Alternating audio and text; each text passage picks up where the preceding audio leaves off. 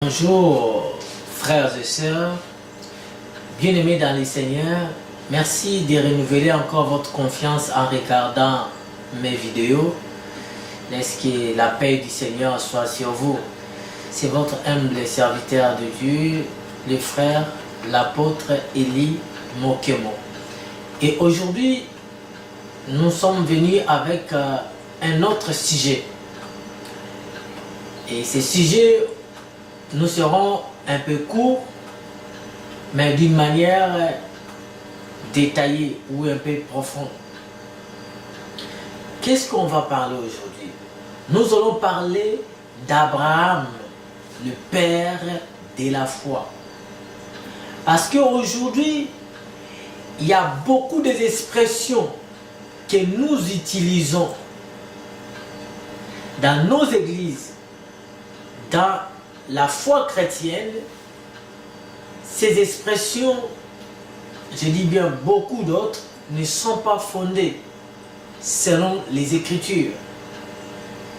Mais le problème c'est quoi? C'est qu'on a entendu quelqu'un parler de ça comme ça. Voilà pourquoi nous aussi, ou moi aussi je le parle. Ah, mon pasteur, quand il nous encadrait, il disait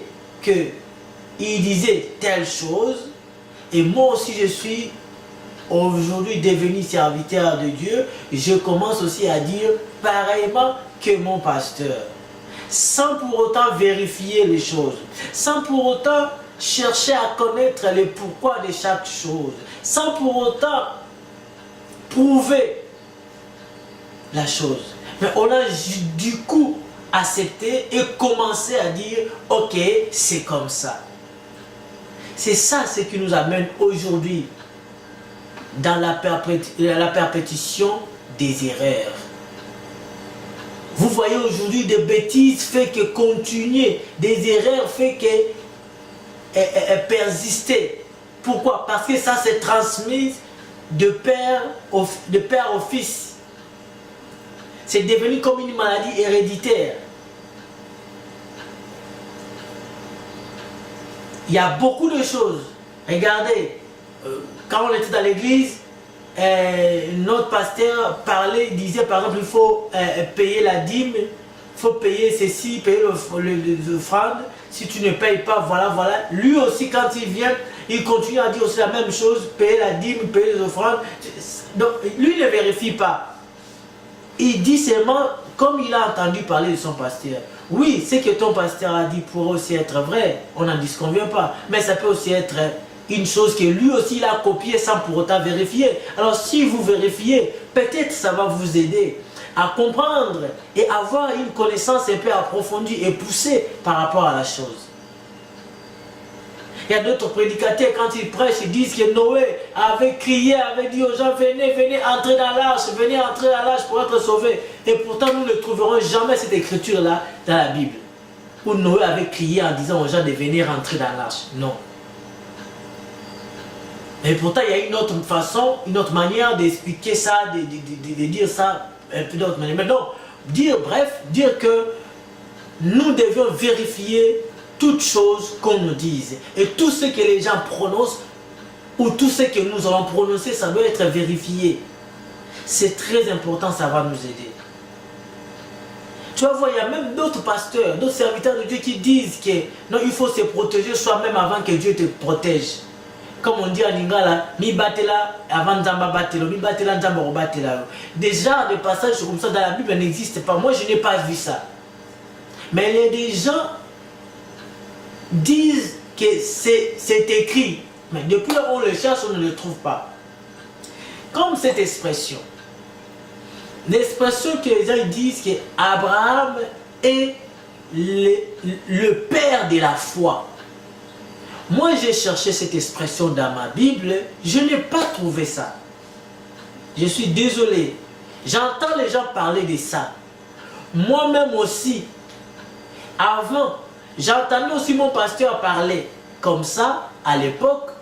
Moi aussi, au début, quand j'ai commencé à prêcher, au début de mon ministère, je disais aussi qu'Abraham, le père de la foi. Mais pourtant, je n'avais pas vérifié. Et alors, depuis un certain temps, depuis longtemps, le Seigneur m'a fait grâce de vérifier toutes choses. Alors, la majorité des choses que j'ai vérifiées, j'ai commencé maintenant à vous partager cela. À vous partager ces choses. Pour qu'ensemble avec vous, nous puissions regarder, voir si cela est vrai ou faux. Que le Seigneur soit loué. Alors, pour commencer, nous allons d'abord définir la foi. D'après les Écritures, d'après la Bible, je ne parle pas de la foi qu'un menteur peut se lever et vous dire il faut me donner l'argent, s'aimer et la foi, tu vas avoir les retours. C'est pas ça que je parle.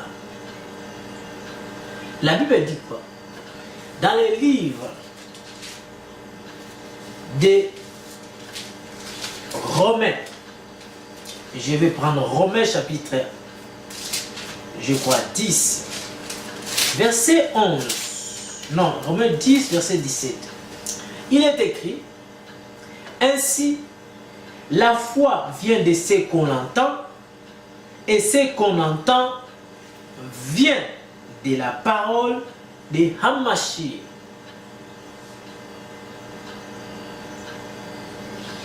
Amen. La foi vient de ce qu'on entend. Et ce qu'on entend vient de la parole de Hamashir, donc du Christ, de la parole de Christ. Ce qui veut dire, la foi, c'est la parole. La foi, c'est la parole de Hamashir. C'est ça la foi. La foi, c'est la parole de Mashiach, de Yeshua. C'est ça la foi. C'est la parole de Yahweh. La parole de Yahweh. C'est ça la foi. Tu me diras, Hébreux chapitre 11 dit, je vais citer, je vais lire avec vous. Hébreux chapitre 11 me dit, je cite, verset 1, « Or la foi est une ferme assurance des choses qu'on espère, une démonstration de celles qu'on ne voit pas. » La foi est une ferme assurance des choses qu'on espère, une démonstration de celles qu'on ne voit pas. Et en Romains 10, 11, 10, 17 nous dit, ainsi la foi vient de ce qu'on l'entend. Et ce qu'on l'entend vient d'où? Vient de la parole de Hamashir. Alors, qu'est-ce qu'on entend? On entend la parole. C'est la parole là, qui produit la foi. Voilà pourquoi le Seigneur nous a fait grâce à comprendre que la foi, c'est la parole. Quand nous lisons Hébreux, dit que c'est une ferme assurance des choses qu'on espère. Ok? Des choses qu'on espère est une démonstration. C'est une ferme assurance des choses qu'on espère et une démonstration de celles qu'on ne voit pas. J'ai dit Amen parce que c'est la parole. Alors remarquez, qu'est-ce qu'on espère? Avoir l'assurance dans ce qu'on espère et démontrer ou une démonstration de celles qu'on ne voit pas. Alors c'est la parole de Dieu qui nous définit, qui nous donne les détails. Ça dit ceci. Puisque toi et moi en tant qu'enfants de Dieu, notre espérance, suivez-moi très bien, Très bien. Notre espérance provient de la parole de Hamashiach. Nous, en tant que chrétiens, nous, en tant qu'enfants de Dieu, nés de nouveau, notre espérance vient de sa parole. Cela veut dire, ce que dit sa parole, c'est ça. C'est à ça que nous posons ou nous mettons notre espérance. Et alors, puisque nous avons l'espérance dans ce que dit les Écritures, nous manifestons les œuvres de ce que nous espérons qui vient de l'Écriture ou des Écritures. Ceci nous amène à comprendre que une foi, ça veut dire la foi, de croire là, si cela ne vient pas de la parole de Hamashiach, c'est que ce n'est pas une vraie foi. C'est la foi du diable. C'est la foi peut-être de mouton, bien, je ne sais pas, la foi de chèvre. Là, je ne sais pas. Mais la foi qui est une ferme assurance, comme disent les Écritures, des choses qu'on espère. Vous comprenez? C'est ça.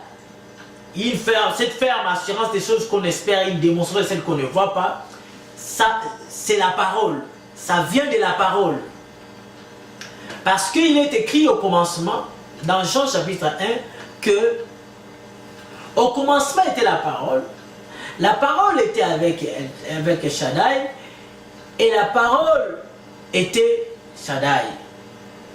Vous comprenez? Au commencement était la parole était avec Dieu, et la parole était Dieu. Verset 14 dit, après il dit, elle est venue chez les siens, ça veut dire la parole ou la lumière. Les siens ne l'ont pas reçu, mais à tous ceux qui l'ont reçu, à tous ceux qui ont cru en son nom, elle les a donné le pouvoir de devenir enfants de Dieu. Verset 14 dans Jean chapitre 1, verset 14, dit que et la parole a pris chair, la parole a été faite chair, et elle est habitée en nous, ok, pleine de grâce, et il est habité en nous, et nous avions contemplé sa gloire, comme la gloire de son Fils unique. La parole qui avait fait chair était pleine de grâce et habitait en nous. Et nous avons habité parmi nous et nous avions contemplé sa gloire comme la gloire du Fils unique. Remarquez seulement dans ces deux choses-là que nous venons, dans cette écriture de Jean chapitre 1, verset 1 et verset 14, nous explique la foi. On nous fait comprendre qu'au commencement, c'était la parole. Cela veut dire, on ne le voit pas. On ne voyait pas ça. Mais, qui pouvait créer et se démontrer. Au commencement, Elohim me dit que la terre soit. Il a dit, on n'a pas vu, on ne voit pas la parole. Mais quand il dit, après, on voit la démonstration de cela. Et ça se réalise. Cela explique que, puisque dans ce qu'il dit, il avait la fermeté, il avait l'assurance dans ce qu'il dit et que ce qu'il dit, ça s'accomplisse. Voilà pourquoi on voyait les choses s'accomplir. De même en Jean, verset 1, nous fait comprendre qu'il était invisible, il était la parole, mais c'est cette parole-là n'est pas restée invisible. Elle a pris la chair, elle s'est faite chair. Or, quand on dit la parole s'est faite chair, c'est une démonstration. Ça veut dire, ça devient maintenant palpable. Ça quitte l'étape d'expérience, mais ça devient une chose palpable. Il est dit, la parole faite chair et habitée parmi nous. Donc, voilà, la vraie foi vient de la parole de Christ, de la parole de Hamashiach. C'est ça la vraie foi. Et en d'autres termes, pour couronner tout, nous dirons la foi, c'est la foi égale parole. La foi, c'est la parole de Hamashiach. Alors maintenant, puisque la foi, c'est la parole de Hamashiach, quand nous disons que notre patriarche, Abraham, est le père de la foi, sur quelle base? Je ne comprends pas. Sur quelle base dire que Abraham est le père de la foi? Je ne vois pas ça. Mais par contre, nous pouvions, la parole de Dieu dit ceci. Dans le livre des Romains, bien Galates, je vais d'abord prendre Galates, chapitre 3, au verset 6 jusqu'au verset 7. Écoutez ce que dit les Écritures là-bas. Il dit, comme Abraham crut à Dieu et que cela lui fut imputé à justice, reconnaissez donc que ce sont ceux qui ont la foi qui sont fils d'Abraham. Reconnaissons que ce sont ceux qui ont la foi sont fils d'Abraham. N'a pas dit que Abraham est le père de la foi. Non. Abraham est le père de ceux-là qui ont la foi. Quelle foi? La foi qu'Abraham avait. La foi qui vient de la parole de Hamashiach. Est-ce que vous comprenez? Le fait que nous avions la foi que notre patriarche Abraham avait, la Bible nous appelle ses fils. Mais la Bible ne dit pas que Abraham en lui ou lui-même Abraham est le père de la foi. Non, non, non, non, non. Le père de la foi, c'est lui-même El Shaddai. C'est lui-même Dieu. C'est lui le père de la foi parce que la foi c'est la parole. Le père de la parole c'est Dieu. La parole, en d'autres termes, si on veut voler plus loin, c'est la sémence. Le propriétaire de la sémence c'est l'homme. C'est l'homme qui est le propriétaire de la sémence. Amen. Donc voilà pourquoi le père de la foi c'est Dieu lui-même. C'est pas Abraham. Abraham aussi a eu la foi. Comme toi, tu crois, tu as la foi aujourd'hui.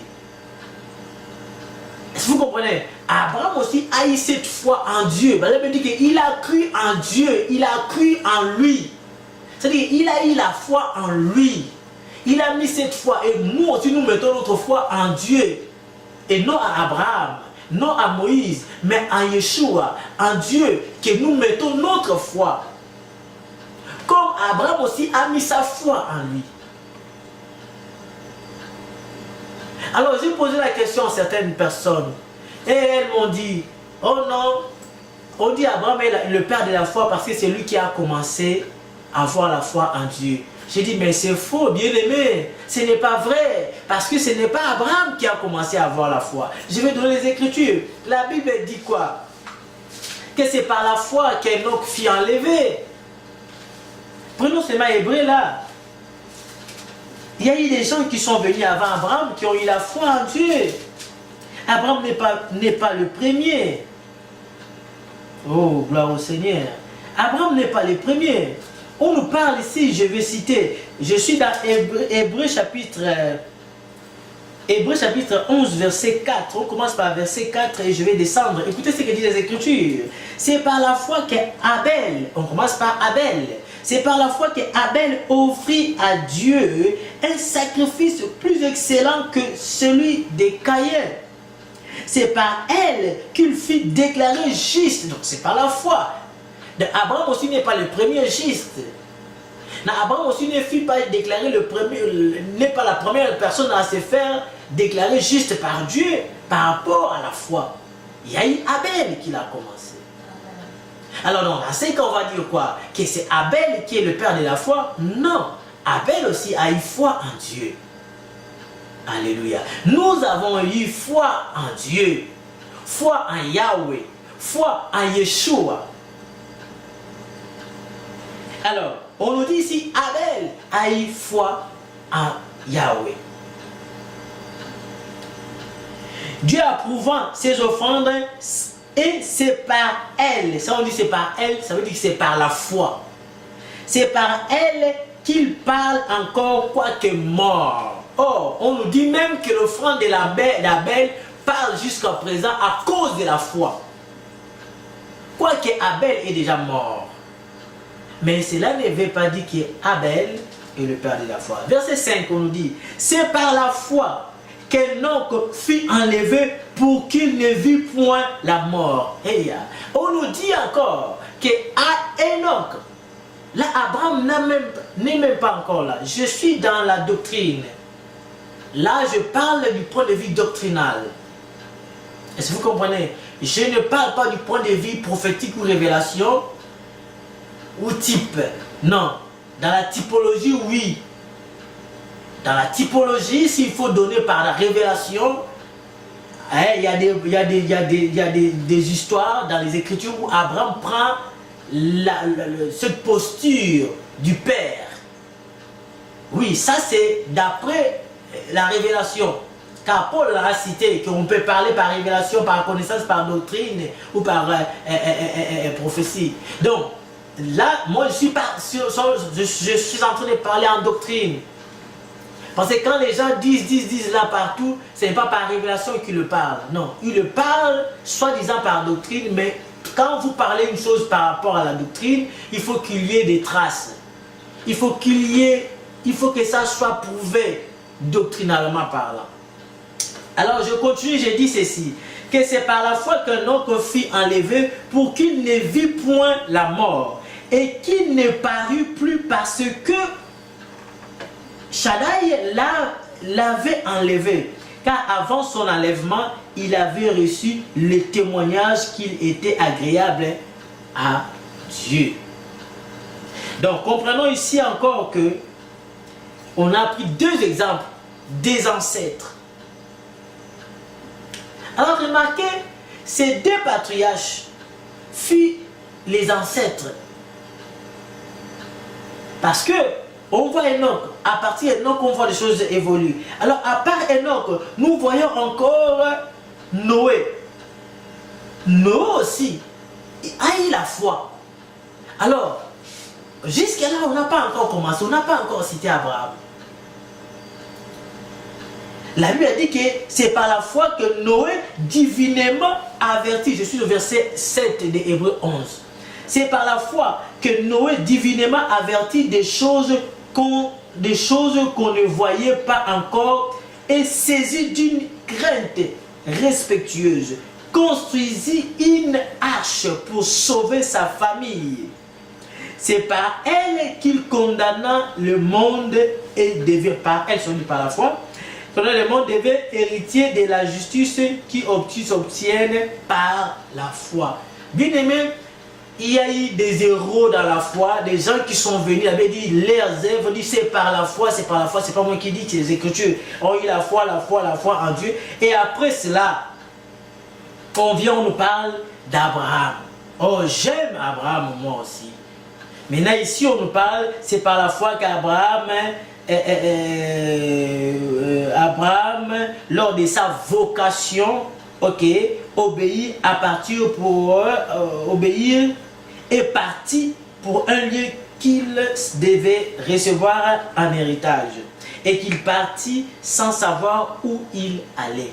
C'est par la foi.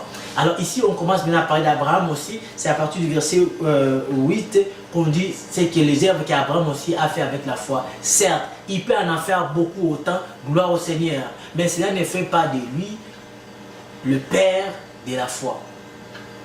Mais pourtant, on a des Écritures qui nous disent que ceux-là qui ont la foi sont fils d'Abraham. Pourquoi on dit ça? Pourquoi on nous dit que ceux-là qui ont la foi sont fils d'Abraham? On ne nous dit pas sont fils d'Enoch. On ne nous dit pas son fils d'Abel. Et pourtant, on a vu là, ces gens-là ont eu la foi. On ne dit pas aussi que son fils de Noé. Et pourtant, Abraham est sorti de Noé. Est-ce que vous comprenez? Abraham est sorti de Noé. Noé est sorti d'Enoch. Est-ce que vous comprenez? Alors, pourquoi on dit seulement ceux-là qui ont la foi sont fils d'Abraham? Alors c'est par là, c'est à partir de ça que beaucoup sont allés plus loin en disant c'est Abraham qui est le père de la foi. Mais non, ça s'explique. On va marcher avec vous par la grâce du Seigneur. Alors prenons une écriture dans les livres des Romains. Romains chapitre 4, versets 11 à 12. Romains 4, 11 à 12. Que dit les Écritures? Je lis pour vous. Il dit ceci, que... Ok, il dit, et il... Enfin, oui. Et il reçut les signes de la circoncision comme sceau de la justice, qu'il avait obtenu par la foi quand il était incirconcis. Ici on parle d'Abraham.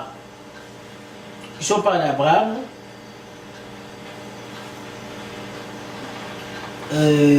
on nous cite, c'est par rapport à Abraham. Si vous lisez au verset 9, à partir du verset 9, vous saurez qu'il parle d'Abraham ici. Donc, on dit que et il reçut les signes de la circoncision comme sceau de la justice qu'il avait obtenu par la foi quand il était incirconcis. Il a même obtenu cette promesse, cette justification de la foi, quand il était encore incirconcis. Et je vais expliquer incirconcis, ça veut dire quoi? Afin d'être le père de tous les incirconcis qui croient. Écoutez, pas seulement le père des incirconcis, point, ils arrêtent là. Non, non, non. Le père, afin qu'il soit le père des incirconcis qui croient, pour que la justice leur fût aussi imputée. Verset 12. Et le père des incirconcis qui ne sont pas seulement circoncis, mais encore qui marchent sur les traces de la foi de notre père Abraham quand il était incirconcis. La démarche de Romains chapitre 4 verset 11 à 12 nous fait comprendre ceci, que le patriarche Abraham était d'abord incirconcis. Incirconcis, ça veut dire qu'il avait ses prépuces. Et cette signe, si aujourd'hui nous voyons tout juif, tout descendant d'Abraham était circoncis, c'est parce que à partir d'Abraham, que Yahweh donc Dieu a fait quoi? A institué la circoncision. La circoncision, c'était cette pratique qui consistait à couper le prépuce des hommes, des garçons, des enfants mâles. Et alors, c'est ça la circoncision. Or, ce geste était symbolique. Et plus loin, ça va expliquer que les gens qui croyaient à Yahweh, les gens qui étaient les descendants d'Abraham, devaient être circoncis. Mais on voit ici bien que c'est Abraham qui a commencé la circoncision. Lui-même était d'abord incirconcis. Et il a reçu de Yahweh, de Dieu, cette recommandation. Il est allé se faire circoncire. Lui-même, il s'est circoncis, ainsi que toute sa famille. Et la parole de Dieu, la Bible, appelle Abraham comme le père des circoncis.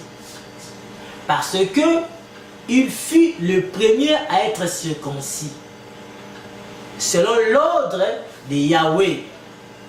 Est-ce que vous comprenez? Alors, maintenant, les Juifs qui sont devenus une nation aujourd'hui, les Israélites qui sont devenus une nation aujourd'hui, tirent leur origine directe par Abraham. Quand je dis tire leur origine directe par Abraham, c'est par rapport à quoi? C'est par rapport à l'aspect spirituel et à l'aspect physique. Comment ça a commencé? La parole de Dieu dit que le Seigneur Yahweh a appelé Abraham lors de sa vocation. Le Seigneur l'a dit, va-t'en, sors de ton pays, du pays de ta patrie. Va-t'en là où je t'envoie. Est-ce que vous comprenez? Abraham habitait là où habitait avec son père. Et alors son père et la famille là où ils étaient, il y avait des dieux étrangers. Ils ne connaissaient pas Yahweh. Je vais prendre une écriture, c'est mieux. Abraham, en allant, Abraham était obligé de quitter son père, de quitter sa famille. Je suis dans le livre des... excusez-moi. Je suis dans 11, Genèse chapitre 11. Genèse chapitre 11 au verset 31. La parole de Dieu dit ceci. Terach prit Abraham, son fils, et Lot, fils d'Aram, fils de son fils, et Sarai, sa belle-fille, femme d'Abraham, son fils, et sortirent ensemble d'Ur en Chaldée pour aller au pays des Canaan. Ils virent jusqu'à Charan et ils y habitèrent. Les jours de Terach furent de 250 ans et Terach mourut à Charan. Je prends... voilà. Donc ici, vous voyez, maintenant à partir du verset, à partir du chapitre 12, on nous dit, Yahweh dit à Abraham, Abraham, va-t'en de ton pays, de ta patrie et de la maison de ton père, dans le pays que je te montrerai. Voilà la vocation d'appel, l'appel d'Abraham, là où Abraham reçoit l'appel. L'appel d'Abraham, le Seigneur précise. Il dit premièrement, il doit s'en aller de son pays, de sa patrie et de la maison de son père